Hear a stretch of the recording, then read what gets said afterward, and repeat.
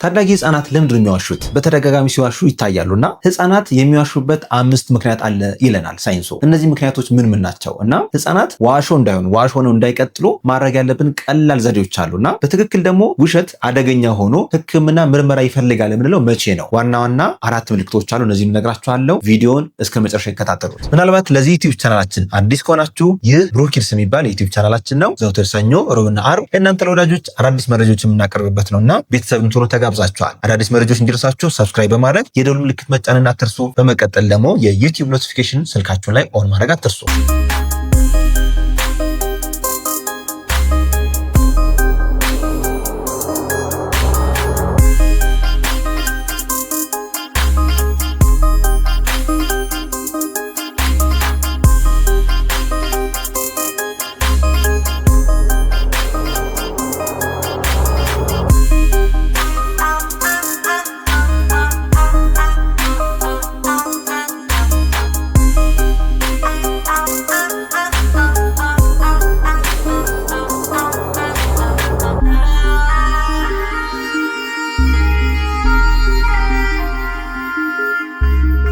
የእናንተ ልጆችስ እንዴት ነው? ይዋሻሉ ወይስ አይዋሹም? እስኪ ሐሳብ አስተያየታችሁን ከታች ኮሜንት ላይ አስፍሩልን። ምናልባት አንዳንዶቹ በዛ ያርግባቸውና ዋሽ ሆነው ይቀጥላሉ። አንዳንዶቹ ደግሞ የተወሰነ ፌዝ ላይ ውሸትን ለምዱና ከዛ ሊታወቱ ይችላሉ። በሳይንሱ ህፃናት ውሸትን የሚማሩበት ወይም ውሸትን ቴስት የሚያደርጉበት እድሜ ያላቸው በተለይ ደግሞ ከ4 ዓመት እስከ 8 ዓመት ባለው ጊዜ የተለመደ ነው። ታዲያ ህፃናት ለምንድን ነው የሚዋሹት? እነዚህ 5 ምክንያቶች በዛሬ ቪዲዮ እንመለከታለን። ቪዲዮን እስከ መጨረሻ ይመልከቱ። የህፃናት ሳይኮሎጂ የሚያጠኑ ጥናቶች እንደሚጠቁሙት ከሆነ ህፃናት ውሸትን የሚለማመዱበት ጊዜ አለ። የመጀመሪያውና ዋነኛው ግን ከኛ ቅጣትና ጩኸት ለማምለጥ ነው ይላል። ያ ማለት ለምሳሌ አንድ ብርጭቆ ተሰበረ፣ ማንም አላየም እና ሄዳችሁ ማን ነው የሰበረ? አንተ ነው የሰበርከው ብለው ስትጠይቁት ምን እንዲል ትፈልጋላችሁ? አዎ እኔ ነኝ ካለ የበለጠ እናንተን ያናድዳል። ስለዚህ ያመዛዝነዋል ልጃችሁ። የሚያናድደው የትኛው ነው? አዎ ብል የበለጠ ይመታኛል ወይም ደግሞ ቅጣት ይጠብቀኛል ብሎ ያስባል። አይ ካልኩ ቢያንስ ጊዜ ይሰጠኛል ብሎ ያስባል። ስለዚህ ያለው ኦፕሽን ምንድነው? አይ እኔ አይደለሁም በራሱ ወድቆ ነው ሊል ይችላል። ልክ እንደዛ ሁሉ ተደጋጋሚ የሆኑ ነገሮችን አድርገው ሊዋሹን ይችላሉ። ይህ ከኛ ኢሞሽናል ኮንትሮል የመነጨ ሊሆን ይችላል። ለምሳሌ እኛ አደጋ ሲፈጠር እኛው ራሳችን ካልም ሆነን የምናስተምር፣ አደጋው ሲፈጠር ካልም ሆነን የምናናግራቸው ከሆነ አይዋሹንም። ሆኖም ግን የኛ ኢሞሽናል ኮንትሮል በጣም ዝቅተኛ ከሆነ እነሱም ዋሾ ሊሆንብን ይችላሉ። በነገራችን ላይ ፓሬንቲንግ ወይም ልጆችን ማሳደግ ማለት የእነሱን ስሜት መቆጣጠር ሳይሆን የእኛን ስሜት አስቀድሞ መቆጣጠር ነው። እኛ ስሜታችን ስንቆጣጠር እነሱ የተሻለ ባህሪ ያሳያሉ። እኛ ኃይለኛ ስንሆን እነሱም ኃይለኛ ሊሆኑ ይችላሉ ወይም ውሸትን ሊለምዱ ይችላሉ። ምክንያቱም ከኛ ቅጣት፣ ከኛ ቁጣና ከኛ ኃይለኛ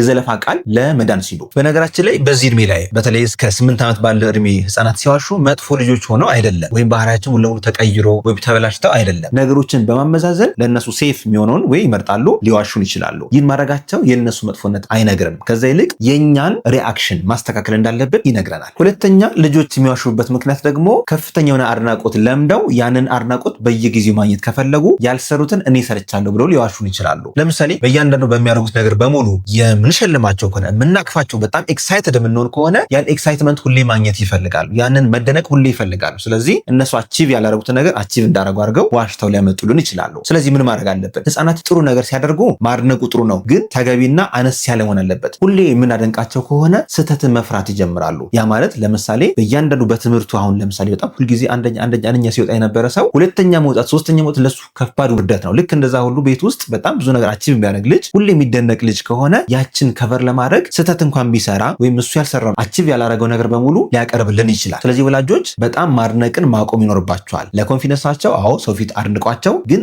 አሁንም አታድንቋቸው። በእያንዳንዱ ስራቸው ከውጤቱ ይልቅ ሙከራቸውን አድንቁላቸው። ለምሳሌ እቃ እንዲያጥብ ከሰጣችሁት በኋላ እቃውን ጽድት አድርጎ እንኳን ባይሰጣችሁ ሙከራውን በጣም አድንቁለትና ከዛ በኋላ ጥሩ ነው አሁን ያረከው፣ ይሄን ግን እንደዚህ ብታደርገው፣ ይሄን እንደዚህ ብታደርገው። ሌተር የምታጽፏቸው ከሆነ ትምህርት ቤት የሚማሩት ነገር በሙሉ ውጤታቸው ላይ ሳይሆን ልፋታቸው ላይ። በጣም ለፍተሃል፣ ልፋት በጣም አሪፍ ነው፣ ይህን በጣም አደንቅልሃለሁ፣ ከለፋ ደግሞ የተሻለ ውጤት ይኖራል ብላችሁ ልፋቱ ላይ ፎከስ አድርጋችሁ በደንብ አበረታቱት እንጂ ውጤቱ ላይ ፎከስ አታርጉ። እንደዛ ስታደርጉ ልጆቻችሁ ዋሹ ሊሆኑባችሁ ይችላሉ። ወይም ደግሞ ከባድ ነገር አይሞክሩም ወይም ሪስክን አይወስዱላቸውም። ስለዚህ ውሸትን እንደ ኖርማል አድርገው ይለማመዱታል ማለት ነው። ክፍት የስራ ቦታ ለካሽርና እንግዳ ተቀባይ ባለሙያዎች። ብሩክ ኪድስ ልዩ የጽናትና ታዳጊዎች ክሊኒክ ልምድ ያላቸውን ካሽርና እንግዳ ተቀባይ ባለሙያዎችን አወዳድሮ መቅጠር ይፈልጋል። ብዛት 2 ጾታ ሴት። የስራ ልምድ በአገልግሎት ሰጪ ተቋማት በካሽርነት 1 ዓመትና ከዛ በላይ ልምድ ያላት፣ በክሊኒክ ወይም በሆስፒታል የሰራች ቢሆን ይመረጣል። ካሽ ሬጂስተሪ ማሽንን በትክክል መጠቀም የምትችል፣ በቂ ክህሎት ያላት ያላት፣ የማታ ስራ ወይም የአዳሪነት ስራን ለመስራት ፈቃደኛ የሆነች፣ በአካውንቲንግ ወይም ተያያዥ ትምህርት ዘርፍ ዲፕሎማ ወይም ዲግሪ ያላት፣ ታካሚዎችን በትዕግስትና በፍቅር ማስተናገድ የምትችል፣ የተጣራ ደሞዝ 8000 ብር በተጨማሪ የማታ ስራ ጥቅማ ጥቅም ዲዩቲ ተጨማሪ ክፍያ ይኖረዋል። የስራ አድራሻ አዲስ አበባ ጦር ኃይሎች አጉስት አካባቢ ነው። የስራ ቦታው ብሩኪድስ ልዩ የህጻናትና ታዳጊዎች ክሊኒክ። አመልካቾች ሲቪያቸውና ፎቶቸውን ከታች ባስቀመጥነው ቴሌግራም ሊንክ ላይ መላክ ይችላሉ።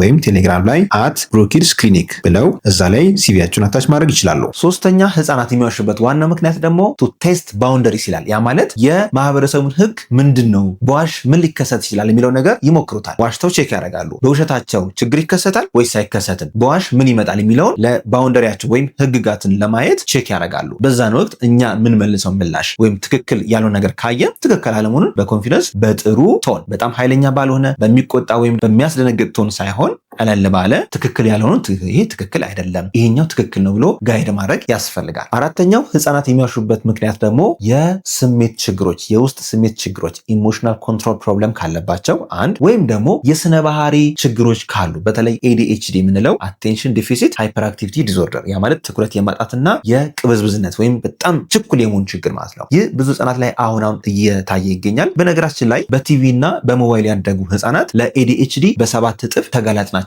ይላል ጥናት። ያ ማለት በስክሪን ያደጉ ህጻናት በጣም ፍጥነት ይኖራቸዋል፣ አይረጋጉም። ስለዚህ ነገሮችን ስትጠይቋቸው ከእውነቱ ይልቅ አንዳንዴ ውሸቱን ሊነግሯችሁ ይችላሉ። ሌላው ደግሞ የኢሞሽናል ፕሮብሌሞች ወይም ሳይኮሎጂ ፕሮብሌሞች ካሉ ለምሳሌ ዲፕሬሽን፣ አንዛይቲ የመሳሰሉት የስነ አእምሮ ለውጦች ካሉ ህጻናት 8 ዓመት 9 ዓመት አልፈው ራሱ ዋሽ ሆነው ሊቀጥሉ ይችላሉ። ያ ማለት ሁልጊዜ እነሱ ችግር ላይሆን ይችላል። አንድ ሰው ተረድቷቸው ጠጋ ብሎ ካልጠየቃቸው የስነ ባህሪ የስሜት ችግሮች እንዳሉባቸው ካልተረዳናቸው ህጻናት ሁልጊዜ ዋሽ ሆነው ሊቀጥሉ ይችላሉ ማለት ነው። ታዲያ መዋሸት የህጻናት መዋሸት ማለት ነው ከባድ ነው። አሁን ህክምና ይፈልጋል። ግዴታ ሳይካትሪስት ጋር ወይም ሳይኮሎጂስት ጋር ሄጄ ሳይኮቴራፒ ያስፈልጋል ምንለው መቼ ነው? አንደኛ ከሁለት ወይም ከሶስት ሴቲንግ ወይም 2 ወይም 3 ቦታዎች ላይ ተመሳሳይ ውሸቶችን አሁንም ያደርግ፣ ለምሳሌ ትምህርት ቤትም ቤት ውስጥም ዘመድ ቤትም በተለያዩ ሴቲንጎች ውስጥ መዋሸት ዝም ብሎ የሚቀጥል ከሆነ እሱ ህክምና የሳይኮቴራፒ ሊያስፈልገው ይችላል። ወይም አንድ ሰው ቀረብ ብሎ ያን ልጅ ማዳመጥ አለበት ማለት ነው። ሁለተኛ በእድሜያቸው እየጨመረ ይሄዳል። ኖርማሊ እንዳልኳችሁ ታዳጊ ህጻናት የሆነ ዓመት ላይ ውሸትን ይለማመዱና ከሆነ ዓመት በኋላ ይተውታል። ይህ ተፈጥሯዊ ነው። ሆኖም ግን እድሜያቸው 8 ዓመት 9 ዓመትም አልፎ ኮንቲኒየስሊ እየዋሹ የሚቀጥሉ ከሆነ እሱ ምርመራ ህክምና ይፈልጋል። ሶስተኛ ሰዎችን ኢንቴንሽናሊ ለመጉዳት አስበው ከሆነ ሰዎችን ወይም ጓደኞቻቸውን ለመጉዳት አስበው ከሆነ የሚዋሹት እሱ አደጋ አለው ማለት ነው። ይህ የስነ ባህሪ የስነ ተፈጥሮ ችግርም ሊሆን ስለሚችል የህክምና ባለሙያዎችን ማማከር ይኖርባቸዋል ማለት ነው። አራተኛ ከመዋሸት ጋር አብረው ሌሎች ጠንከር ያሉ ምልክቶችን የሚያሳዩ ከሆነ በተለይ በጣም ኃይለኛ መጮህ፣ ስሜትን ለመቆጣጠር በጣም መቸገር፣ ትዕዛዝ አለመፈጸም ወይም ደግሞ የቋንቋ የንግግር ከፍተኛ የሆነ መዘግየት ካላቸው ወይም ሌሎች የሚያሳዩት ምልክቶች አብረው ካሉ እነዚህ ነገሮች አብረው ህክምና ይፈልጋሉ ማለት ነው። እነዚህ ምልክቶች ከታዩ በአቅራቢያችሁ ያለው የስነ አእምሮ ስፔሻሊስት ጋር ወይም የህፃናት ስፔሻሊስት ሐኪም ጋር ቀርቦ ማማከሩ ተገቢ ነው የሚሆነው። መልካም፣ አሁን እንግዲህ መፍትሄዎቹን እናውራ። ውሸት ልጆቻችን ላይ የምናይ ከሆነ ከኛ ምን ይጠበቃል? የመጀመሪያው ማድረግ ያለብን ስህተት ኖርማል መሆኑን ለልጆቻችሁ ንገሩ። ስህተት ማንኛውም ሰው ሊሳሳት ይችላል። ከስህተቱ ደግሞ ተምሮ የተሻለ ነገር መፍጠር እንደሚችል በእያንዳንዱ ስቴፕ ማሳየት። ለምሳሌ ሲጽፉ የሚሳሳቱ ከሆነ አታስደንግጧቸው። በሚሆነ ስራ ሲሰሩ የሆነ ነገር ከተሰበረባቸው አታስደንግጧቸው። ማንኛውም ሰው ይሳሳታል። ይቅር ባይ መሆናችሁን ከተረዱ እነሱም ለመዋሸት አይሄዱም። እውነታው ወይም ኦነስቲ የምንለው ነገር ይለማመዳሉ። ሁለተኛ ስለ ውሸታቸው ካልም ሆነን ሆኖም ግን በኮንፊደንስ ቁጭ አድርገን ማናገር። ወዲያው ሲዋሹ ሪአክት ከማድረግ ይልቅ ያ ኢንሲደንት ካለፈ በኋላ ለብቻችሁ ቁጭ አድርጋችሁ ቅድም እንደዚህ ብለህ ነበር ግን እኔ አይቻለሁ እንደዚህ ተፈጠረው ብላችሁ ስህተት መሆኑን ያ ነገር ትክክል አለመሆኑና መዋሸት ለወደፊት ሊያስከስትበት የሚችለውን አደጋ በግልጽ ነግራችሁ ያንን ዲስከሬጅ ማድረግ ይኖርባችኋል ማለት ነው። ሶስተኛ መፍትሄ አካላዊ ቅጣትን እንደ መፍትሄ አትጠቀሙ። በተደጋጋሚ የሚዋሹባችሁ ከሆነ ከአካላዊ ቅጣት ይልቅ ሌሎች አይነት ቅጣቶችን መፍጠር። ለምሳሌ የሚወዱት ታብሌት ካለ ያን ታብሌት ለአንድ ሳምንት ሙሉ ለሙሉ መከልከል ሊሆን ይችላል። ወይ የሚወዱት መጫወቻ ካለ ያንን ለአንድ ሳምንት አሁን እየዋሸ ስለሆነ ከዚህ በኋላ ይህንን መጫወቻን አጠፋዋለሁ ብሎ ከነሱ መደበቅ፣ መሰወር። ያ ቅጣታቸው እየጠነከረ ሊሄድ እንደሚችል ፊል እንዲያደርጉት። ቅጣታቸው አካላዊ ከሆነ እንደውም እየጨመረ ይሄዳል። ስለዚህ አካላዊ ቅጣትን ባትጠቀሙ መልካም ነው። ምክንያቱም አይምሯቸውን እየጎዳ ስለሚሄድ እናንተም ለነሱ ቅርብ መሆናችሁን አያመለክታቸውም። በነገራችን ላይ ልጆቻችን ባህሪ የሚስተካከለው እኛ ስንቀርባቸው ነው። እኛ ሩቅ ሆነን የምንቀጣቸው ከሆነ የስሜት ቅርበት ከሌለን ግን የበለጠ እየተበላሹ ሊሄዱ ይችላሉ ማለት ነው። ስለዚህ ኢሞሽናል ኢንቴሊጀንስ የሚባል ነገር አለ። ስሜታቸውን ለመቆጣጠር መሞከር አለባቸው። ያን ነገር ደግሞ የሚማሩት ከኛው ከራሳችን ነው። ስለዚህ እነሱ ስሜታቸውን ከተቆጣጠሩ ውሸትን አይለማመዱም ማለት ነው። በነገራችን ላይ ብዙ ሰው ለስኬታማነት አይኪው በጣም ወሳኝ ነው ብሎ ያስባል። ከአይኪው ይልቅ ኢኪው በጣም ወሳኝ ነው። ኢኪው ማለት ኢሞሽናል ኮሸንት ማለት ነው። ስሜትን የመቆጣጠር ብቃት ማለት ነው። ይህንን ምናምን ከዚህ በፊት በሌሎች ቪዲዮዎች ሰርቼላችሁ ነበርና ወደኋላ መለስ ብላችሁ እንድታዩ ተጋብዛችኋለሁ። ለዛሬ ያለኝ መረጃ ይህን ይመስላል። መረጃውን ከወደዳችሁት ላይክ አድርጉ። ሐሳብ አስተያየት ካላችሁ የእናንተ ልጆች ምናጋጠማቸው የምትነግሩን ነገር ካለ ከታች ኮሜንት ላይ አስፍሩልን። እናንተም ቤተሰብ ትሆኑ ተጋብዛችኋል። መልካም ጊዜ